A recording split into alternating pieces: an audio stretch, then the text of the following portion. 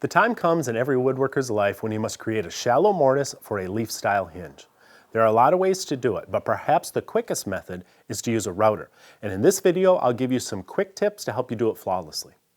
First of all, while any router will work, I prefer a small trim router because I feel like I have a little more control when I'm doing detailed work like this, and its lightweight means it's less likely to tip when I'm routing on the edge of a narrow cabinet door.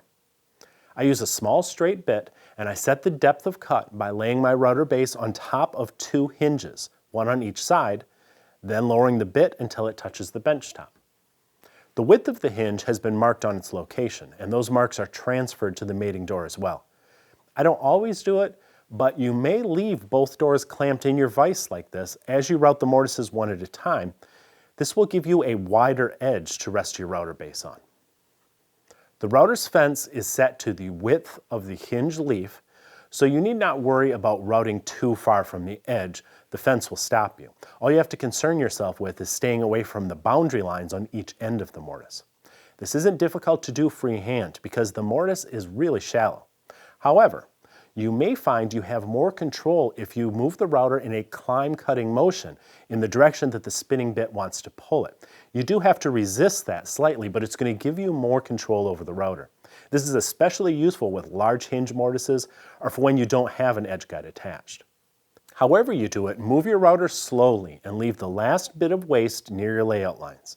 You can remove that with a sharp chisel while you also square up the corners. Finally, be certain your screw holes are perfectly centered by using a special spring-loaded drill bit. I'll link to the ones I use below the video. Power carving is a blast. You should try it sometime.